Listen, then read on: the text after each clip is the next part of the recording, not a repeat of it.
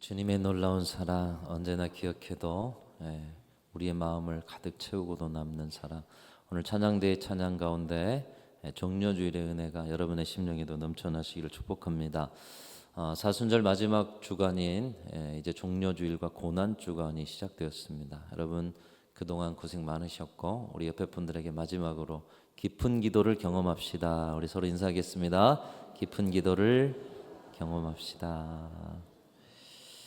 오늘은 종려주일입니다. 우리의 생명의 왕, 또 우리의 구원의 주 되신 우리 예수님께서 예루살렘 성으로 입성하신 날, 우리의 구원의 그 십자가를 향해서 나아가신 그런 날입니다. 이 모습을 스가랴 선지자가 말씀을 통해 예언했는데, 스가랴서 9장 9절, 우리 예수님이 지금 종려주일에 입성하시는 것, 말씀 읽지 않아도 여러분 종려주일을 매해마다 겪었기 때문에 아시기 때문에 그 종려주일에 예루살렘 입성하는 예수님의 모습 상상하면서 스가랴서 9장 9절 우리 함께 읽겠습니다. 읽습니다. 시작. 시온에 따라 크게 기뻐할지어다. 예루살렘에 따라 즐거이 부를지어다. 보라, 내 왕이 내게 임하시나니 그는 공의로우시며 구원을 베푸시며 겸손하여 나귀를 타시나니 나귀의 작은 것 곧 나귀 새끼니라. 스가랴 선지자를 통해서 예언된 것처럼 예수님께서는 나귀 새끼를 타고 예루살렘에 입성하셨습니다. 많은 사람들이 나와서 자신의 겉옷을 땅바닥에 깔아서 카페트로 만들고요. 또 그들의 입술을 통해서 호산나, 우리를 구원하소서, 다윗의 자손 예수여, 호산나를 통해서 예수님을 경배하는 그 경배까지도 받으시면서 입성하셨습니다. 그렇게 입성하신 후에 한 주 동안 십자가로 가까이 나아가시다가 이번 주 금요일에 십자가에 달려 돌아가시고 또 주일에 3일 만에 부활하셨습니다.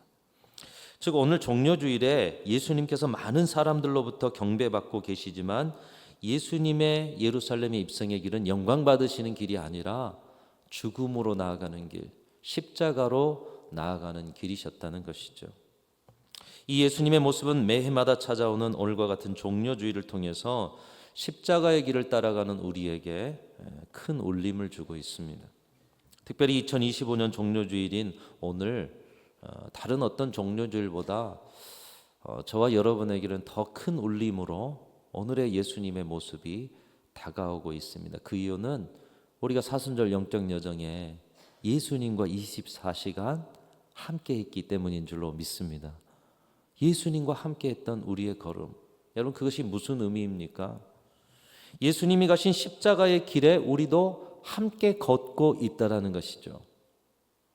예수님의 십자가의 길에 나타난 아름답고 성숙한 모습이 예수님의 십자가의 길에 함께하는 우리에게도 나타나야 한다라는 말씀입니다.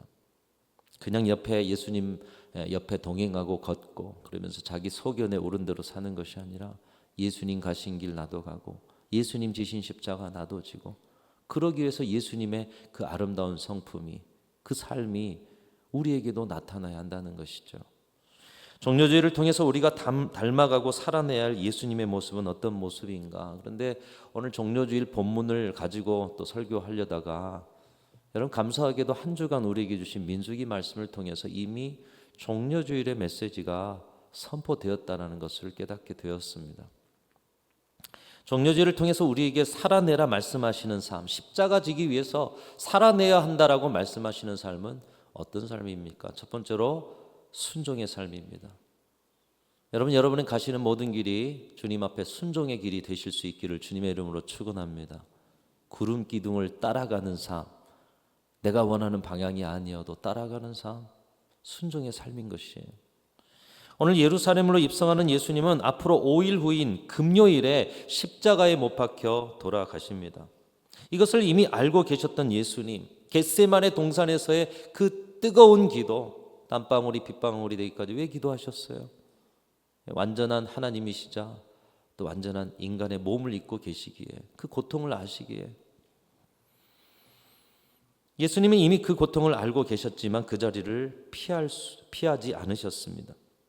그 고통이 어떠한지 아시면서도 죄로 인해서 죽을 수밖에 없는 온 인류를 구원하고자 하시는 하나님의 뜻을 아시고 그 하나님의 뜻에 순종하심으로 죽음의 길, 십자가의 길로 묵묵히 나아가셨다는 것입니다.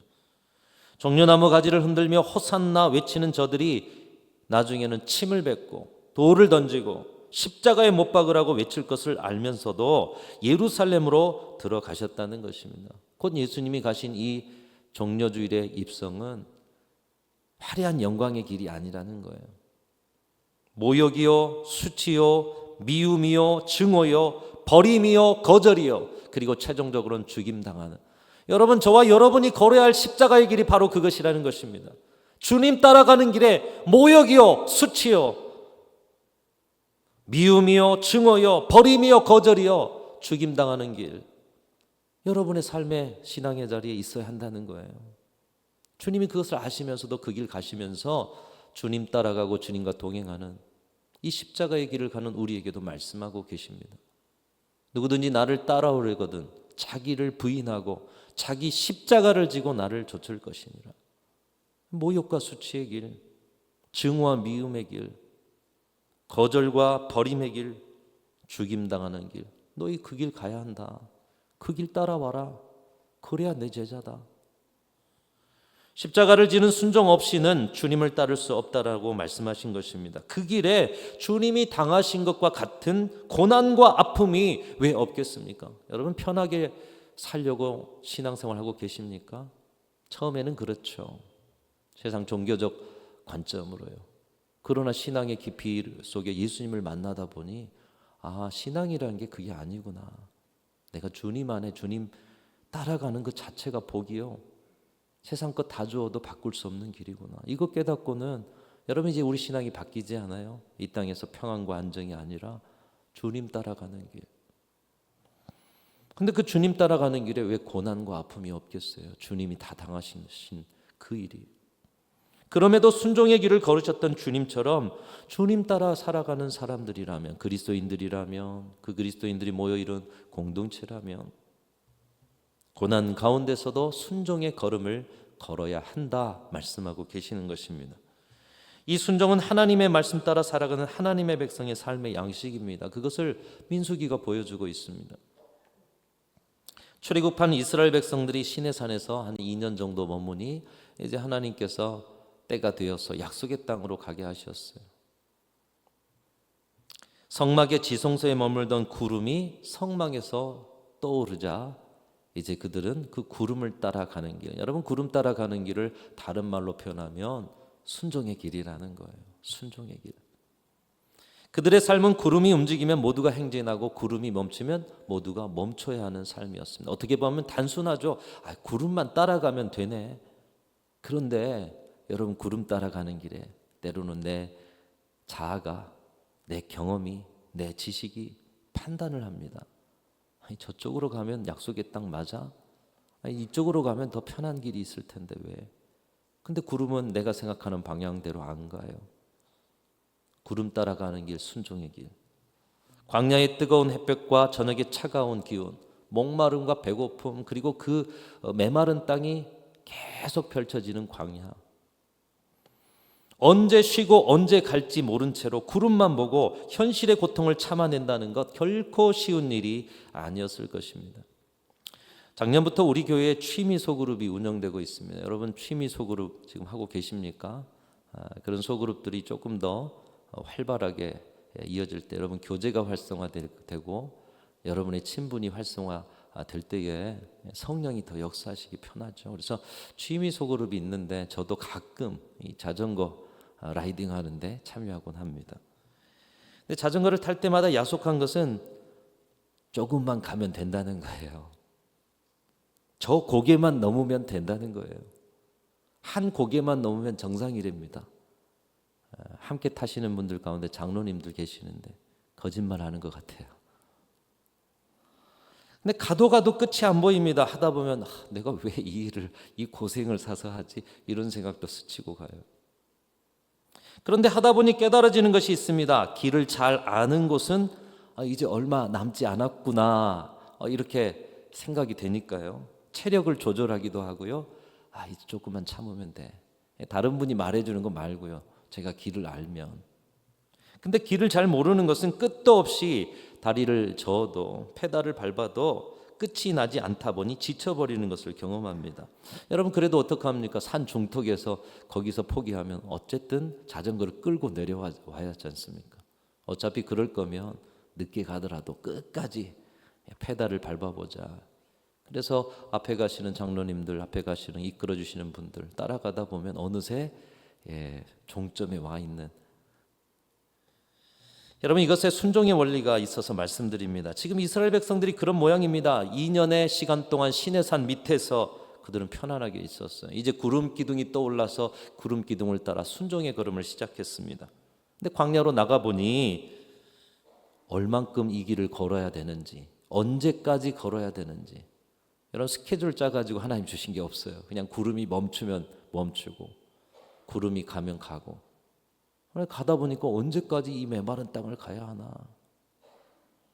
그래서 그런지 민수기 10장에서 출발했던 그들이 얼마 되지 않은 11장에서 하나님 앞에 악한 말을 쏟아놓습니다. 더 이상 이 길 따라가지 못하겠다는 거예요. 왜 우리가 이 짓을 해야 하는지 모르겠습니다 라는 그런 태도로 악한 말, 이거보다 더 심한 말이었겠죠. 민수기 11장 1절에 그들이 어떻게 했는지 하나님이 우리에게 보여주고 계셔요. 우리 민수기 11장 1절 같이 읽겠습니다. 시작. 여호와께서 들으시기에 백성이 악한 말로 원망하며 여호와께서 들으시고 진노하사 여호와의 불을 그들 중에 붙여서 진영 끝을 사르게 하시며. 여러분 얼마나 악한 말을 했으면 자비롭고 은혜롭고 노하기를 더디하고 인자와 진실이 많으신 하나님이 진노하실 만큼 악한 말을 했을까요? 오늘의 시대에 얼마나 악한 말들이 넘쳐나요. 사람으로서 어떻게 저런 말들을 할 수 있을까? 이스라엘 백성이 그랬나 봅니다. 하나님이 진노한 만큼 악한 말은 어떤 말일까요? 엄청난 말을 했나 봐요. 그래서 진영 끝을 불살라 버리시는데, 여러분이 이번에 산불 보셨죠? 불이 얼마나 무섭습니까? 삶의 터전을 하나님이 그 진영의 끝을 불살라 버리셨어요. 엄청나게 무섭게 진노하셨다는 얘기죠. 그들의 상황이 악한 말이 나오고 하나님의 진노를 받을 만큼 얼마나 힘들었으면 하는 그런 생각도 좀 해보게 됩니다. 그들은 심지어 광야에서 주시는 신비한 음식인 만나를 먹으면서, 여러분 매일 여러분이 직장생활 안 해도 하늘에서 양식이 떨어져요.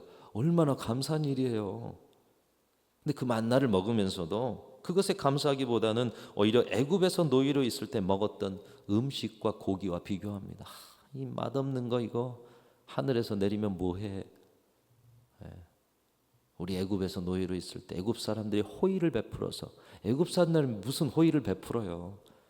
거기에 있는 맛있는 양념들 먹고 온갖 향신료가 있는 음식도 먹고 고기도 그렇게 먹었는데, 그러면서 온 지파들이 각 장막문 앞 자기 집 앞에서 대성통곡하는 모습을 보이고 있어요. 광야길 조금 걸었다고. 여러분 애굽에서 노예였던 그들을 건져내신 하나님, 그리고 그들을 건져내서 시내산에서 이스라엘 백성들과 너희는 내 백성이라 계약을 맺으면서 이제 약속의 땅으로 인도하시는 은혜는 다 잊어버린 채로 육체의 힘겨움, 그리고 자기 혀의 그 입맛, 조금 더 맛있는 것을 먹고자 하는 그 인간의 본능. 여러분 혀라는 게 참 무서워요. 그것을 가지고 주저앉아 대성통곡하고 있으니 얼마나 기가 막힐 노릇입니까? 여기에서 우리는 순종의 장애물을 봅니다. 표면적으로는 악한 말이 나와요. 또 먹는 문제가 있어요. 불편함에 대한 이야기가 있습니다. 그러나 그들은 그러한 육체적 힘겨움 앞에서 큰 장애를 겪는데, 무슨 장애냐? 믿음의 장애를 겪고 있어요. 믿음을 잃어버렸어요. 그들이 잃어버린 믿음 무엇입니까? 구름 기둥으로 그들을 인도하신 하나님은 그들을 가장 좋은 길, 가장 완전한 길로 인도하시는 분이시라는 믿음. 출애굽의 역사가 그랬습니다. 홍해를 가르시는 역사가 그랬어요. 우상 숭배를 하는 자리에서도 용서를 하시는 역사. 가장 좋은 길, 가장 선한 길로 인도하시는 하나님. 그 믿음이 있다라면 우리는 어떤 현실 앞에서도 이스라엘 백성들과 같이 악한 말, 불평과 원망의 말을 하지 않고 끝까지 십자가를 짊어지는 우리 예수님과 같은 그 길을 가는 하나님의 백성들이 다 되어지게 될 줄로 믿습니다. 사랑하는 성도 여러분, 우리 하나님은 우리를 가장 좋은 길로, 가장 완전한 길로 이끄시는 분이신 줄로 그 어떤 순간에도 이 믿음을 잃지 않으시는 우리 성도들이 되시기를 주님의 이름으로 축원합니다. 그 온전한 믿음으로 때로는 주님 따라가는 십자가의 길, 왜 어렵지 않겠어요? 왜 그만두지 않고 싶겠어요? 그냥 가만히 있어도 누가 뭐라고 안 하는데 왜 굳이 십자가의 길을 걸어가야 하느냐? 아니, 주님 따라가는 삶이 우리의 삶이니까요. 구름 기둥 바라보며 구름 기둥의 인도 따라가는 순종의 삶이 하나님의 백성의 삶이니까요. 여러분, 그 어떤 순간에도 믿음 잃지 마시고 그 순종의 길을 걸어 십자가의 그 완전한 길에 이르시는 저와 여러분들이 다 되시기를 주님의 이름으로 축원합니다. 정료제를 통해서 우리에게 주시는 예수님 닮은 삶, 첫 번째는 순종의 길, 두 번째로는 겸손의 길입니다. 한번 따라하겠습니다. 겸손의 길. 여러분의 모든 삶의 자리가 겸손의 자리가 되시고 그 길만 가실 수 있기를 축복합니다. 지난번 부흥회에 오신 유정길 목사님께서 이 비슷한 이야기를 좀 해주셨어요. 부임했더니 당신이 생각하기엔 차가 너무 좋은 거예요. 그 당시에. 지금은 아니지만. 그래서 마음에 걸리셨는데 어느 날 이제 길가에 붕어빵 파는 데가 있어서 가셔서 붕어빵을 샀다고 합니다. 이야기를 나누다 보니 그 사장님이 우리 교회 목사님이시네요. 근데 당신은 이제 교인이 많다 보니까 몰랐어요. 그래서 여러 가지 인사도 나누고 이야기도 하고 붕어빵을 사가지고 딱 차를 타려는데 머리 뒤가 뜨겁더래요. 왜요? 성도님은 붕어빵 팔아서 열심히 하루 종일 벌어도 과연 얼마나 버시나. 그런데 당신은 좋은 차를 타려고 지금 붕어빵 들고 차를 타려고 하니까 그래서 마음에 걸리셔가지고 장로님들 모르게 사무장님께, 교회 사무장이 계셨나 봐요. 지금 이 차를 처분하고 조금 좀 급이 낮은 걸로 하면 어떻겠습니까? 사무장이 급하게 이제 알아보시더니 지금 새 차로 모닝이 나왔는데 어떻게 하시렵니까? 세상 물정 모르는 목사님께서 모닝을 그럼 빨리 합시다 그러면 그걸로. 그랬더니 장로님들이 난리가 나셨어요. 우리의 동의도 안 받고 교회에 격이 있는데. 또 가정에서도 그렇습니다. 10여 년 그 모닝 타려고 하니까 애들이 자라다 보니까 이 모닝을 애들의 머리가 그 천장까지 닿기까지 탔다는 거예요. 주변에 강사로 가시면 꼭 그 교회 목사님이 이렇게 말씀하시더라는 거예요. 류 목사 같은 큰 교회 목사가 경차를 타니 우리 같은 목사들은 차를 바꾸지 못해, 이렇게 얘기하셨다는 거예요. 내가 의롭다고 하는 것이 한편 여러 사람을 불편하게 만드는구나. 나는 의롭고 나는 정말 하나님 앞에 바르게 한다는 것도 생각해 볼 문제다. 이런 말씀을 하시더라고요. 여러분, 차 하나 타는 거 이렇게 어려워요. 근데 오늘 예수님께서 예루살렘 입성해요. 왕으로 입성해요. 구원자로 입성해요. 메시아로 입성해요. 그러면 100만은 아니어도 그냥 말 정도는 탈 수 있잖아요. 그래야 제자들의 마음속에 위신도 서고. 근데 우리 주님, 우리 인생을 거는 주님이 낙이 타고 들어가셔요. 그런데 예수님은 스가랴의 예언을 이루기 위해서 겸손하게 나귀를 타십니다. 그리고 얼마든지 100마 이상도 타실 분이지만 말씀 앞에서 그 말씀의 성취를 위해서 절제하는 모습을. 여러분, 겸손 속에서 나오는 열매가, 성령의 열매가 절제의 열매인 것이에요. 이 사순절에 우리가 행하고 있는 절제의 열매. 다 할 수 있어요. 다 할 수 있어요. 그런데 안 하는 거예요. 주님의 이름과 영광을 위해, 또 주님의 말씀을 성취하기 위해 100마 타실 수 있었을 것입니다. 근데 나귀를 타셨어요. 반면 오늘 이스라엘 백성들이 순종과 함께 또 하나 잃어버린 모습이 겸손이었습니다. 그들은 노예였어요. 그런데 하나님이 구원해 주셔서 출애굽시키셔서 자유자로 하나님의 백성으로 삼아 주셨어요. 그들은 아무것도 없는, 그리고 60만의 남자들이 있었지만 전체적으로 한 300만 된다고 하는데 오합지졸 아닙니까? 군대가 어디 있어요? 하나님이 아니면 광야에서 엎드려져도 전혀 이상할 것 없는 소수의 변방 민족, 그것이 그들의 정체였어요. 그럼에도 악한 말을 하고 고기를 못 먹는다고 대성통곡하면서 약속의 땅을 가는 그 길에 대해서 도대체 이게 뭐야? 이 모든 걸음이 무슨 소용이 있어? 하면서 하나님을 원망했다는 것이. 하나님께서 그런 그들에게 바람으로 메추라기를 몰아오셔서 고기를 실컷 먹게 하셨습니다. 광야에서 그토록 먹고 싶었던 고기가 하늘에서 이렇게 떨어지자 그들이 했던 일이 무엇인가? 아이고 하나님 잘못했습니다. 하나님은 무에서 유를 창조하시는 분이신 줄 우리가 잠깐 잊고 있었습니다. 용서해 주세요. 아니면 하나님 감사합니다. 잘 먹겠습니다. 회개는 둘째치고 최소한 감사를 고백해야 되지 않았겠습니까? 그런데 그들의 눈에는 하나님이 없습니다. 그저 떨어지는 고기 메추라기밖에 보이지가 않아요. 그래서 어떻게 해서든지 조금이라도 더 소유하고 더 먹어보려는 인간의 본능만 보이고 있는데, 여러분 지난주에 묵상하셨던 특별히 오늘 본문에 나타난 31절 32절 우리 같이 읽으시면서 31절 32절 지금 이스라엘 백성들이 겸손이 아닌 이 탐욕의 모습을, 절제가 아닌 탐욕의 모습을 보입니다. 같이 읽어보겠습니다. 시작. 바람이 여호와에게서 나와 바다에서부터 메추라기를 몰아 진영 곁 이쪽 저쪽 곧 진영 사방으로 각기 하루길 되는 지면 위 두 규빗쯤에 내리게 한지라. 백성이 일어나 그날 종일 종야와 그 이튿날 종일토록 메추라기를 모으니 적게 모은 자도 10호멜이라. 그들이 자기들을 위하여 진영 사면에 펴두었더라. 여러분 한마디 한마디가 참 의미가 있어요.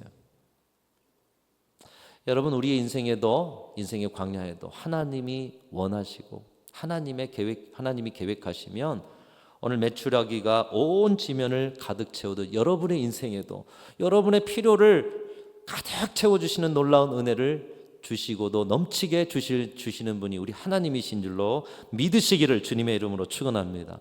하루길 가는 길이 얼마나 될까요? 10km가 될까 20km가 될까 모르겠는데, 여러분 하루길 가는 그 길에 두 규빗이 쌓였다고 합니다. 이 규빗은 아시겠지만 이렇게 손을 탁 펴시면 손끝에서 이 팔꿈치까지 길이, 이게 이스라엘 백성들의 길이 재는 단위, 한 규빗 한 50cm 정도 되는 그런 길.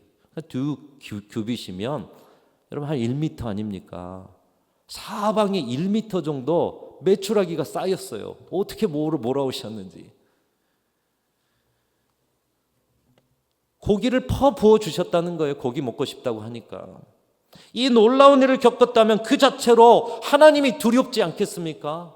우리가 원망하고 불평해서 통곡하고 있었는데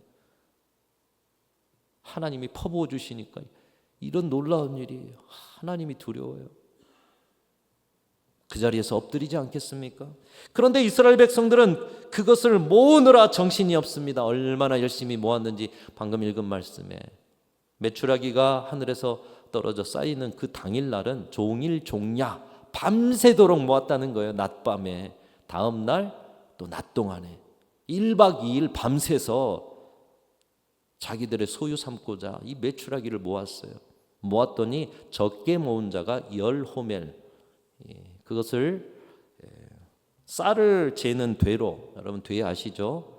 되로 하니까 1220되 122말. 그리고 한 대를 지역마다 다르다는데요. 평균적으로 1.8kg 정도로 생각하면, 계산을 제가 해보니까 2196kg, 다시 말하면 40kg로 나눠보니까 쌀 55가마. 한 사람이 작게 모은 가정이 그날 1박 2일 동안 55가마니를 모았다는 거예요. 얼마큼 열심히 모았는지. 여러분 우리도 그렇지 않을까요? 우리가 먹고 살고 소유하는 데는 그렇게 열심을 내는 우리의 모습이 보입니다. 얼마나 거뒀는지 그것을 자기 장막의 사면에 펼쳐 놓았습니다. 여러분 이 순간 저는 묵상하다가 이런 생각이 떠올랐어요. 여러분 이 순간 구름 기둥이 움직이면 어떻게 하실 거냐는 거죠. 55개의 가마니를 다 이렇게 짊어지고 가실 거냐는 거예요. 못 가잖아요. 그것을 들고 이동할 수 없습니다. 구름기둥 따라가는 순종의 길, 구름기둥 따라가는 약속의 땅, 탐욕의 마음을 가지고 갈 수가 없다는 거예요. 그들은 구름기둥의 움직임에 순종할 생각은 못하고 오직 소유를 쌓는 일에 정신이 없었습니다. 왜 그들이 그렇게까지 고기를 자기의 소유로 삼고자 그렇게 많은 고기를 모아가지고 그냥 자리에 펴놨습니까? 가려고 생각을 안 하는 거예요. 자리에 펼쳐놨어요. 두고 먹으려고. 그 말은 앞으로도 이렇게 부어주시고 차고 넘치도록 주시는 하나님을 인정하지 않고 있는 것입니다. 정작 그 소유를 주신 분이 하나님이신데 하나님이 보이지 않는다는 거예요. 그래서 어떻게든 소유해가지고 두고 먹으려고. 그래서 골로새서 3장 5절 말씀은 말씀합니다. 탐심은 우상 숭배니라. 탐심이라는 거, 오늘 이 지극한 탐심이 보이는 이스라엘 백성들의 모습, 하나님 인정이 없어요. 하나님의 주권에 대한 고백이 없어요. 결국 자신이 모은 그것, 하나님이 아닌 다른 것, 그 소유가 우상이 되는 거예요. 그래서 탐심은 우상 숭배니라. 하나님 의지하지 않아요. 사랑하는 성도 여러분, 주님 앞에 겸손하실 수 있기를 주님의 이름으로 축원합니다. 내가 무언가를 탐하여 너무 많이 거두는 일에 절제되지 않는다면 이미 우리는 교만한 것입니다.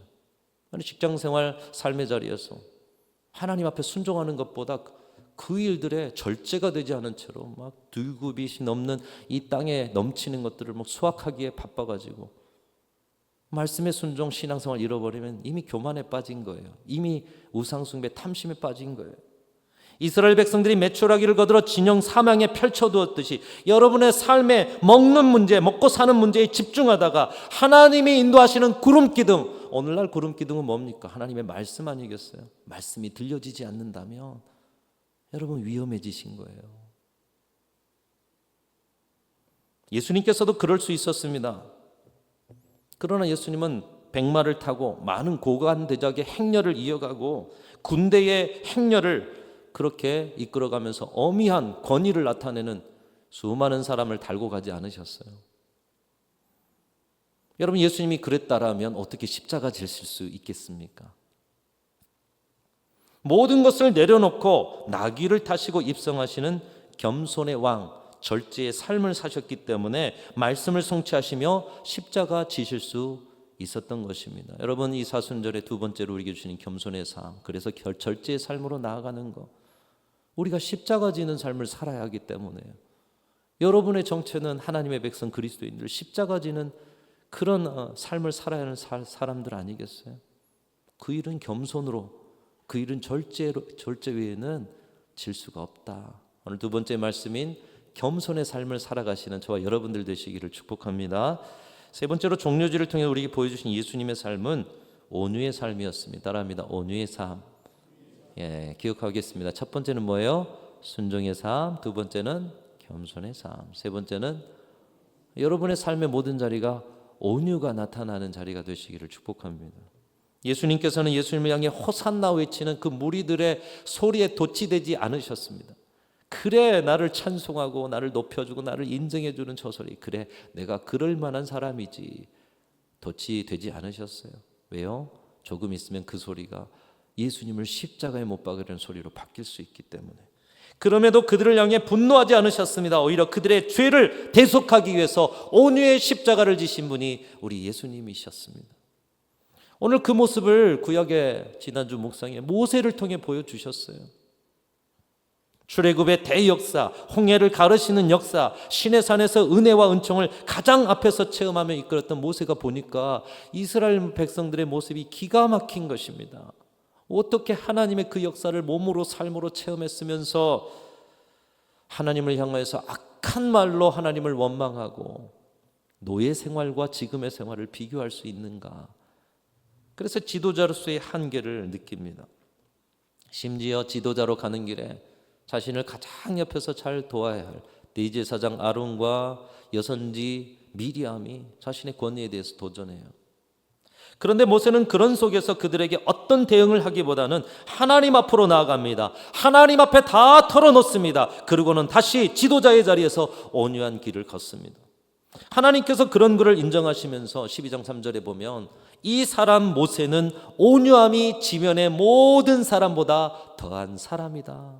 여러분, 저와 여러분도 그런 하나님의 인정을 받으실 수 있기를 주님의 이름으로 축원합니다. 이스라엘 백성들의 인정이 아니에요. 하나님의 인정. 온유가 어떻게 완성되는지를 볼 수가 있어요. 진정한 온유는 하나님과 대면하는 기도 생활을 통해서. 우리 예수님께서 매일 한적한 곳에서 새벽 미명에, 그리고 마지막 십자가의 길을 걸을 때는 겟세마네 동산에서 기도하셨던 예수님. 오늘 이스라엘 백성들의 그 원망과 불평에 이 악한 모습을 보면서 하나님 앞에 나아가 그들을 향하여 중보하여 기도하였던 모세. 예수님과 모세처럼 마음의 감정과 분노, 많은 일들로 온유할 수 없는 그때 저와 여러분은 주님 앞에 엎드리는 자들이 되어야 될 줄로 믿습니다. 우리의 온유를 훈련하는 데 있어서 기도의 자리, 주님 만나는 자리, 주님 안에서 모든 것들이 다 풀어지는 은혜를 누리지 못한 채로 어떻게 살아갈 수가 있겠어요? 사순절 영적 여정의 다니엘 영성 기도 노트, 여러분 사순절 끝나고도 이어가신다면 여러분은 진정 온유의 사람이 되게 될 줄로 믿습니다. 사랑하는 성도 여러분, 종려주일에 십자가의 길을 묵묵히 가시는 주님은 말씀하십니다. 나를 따라오려거든 순종과 겸손과 온유로 십자가 지고 나를 따르라. 주님으로 우리가 십자가의 은혜를 누리듯 여러분으로 세상이 십자가를 보는 그런 은혜가 넘쳐나시기를 주님의 이름으로 축원합니다.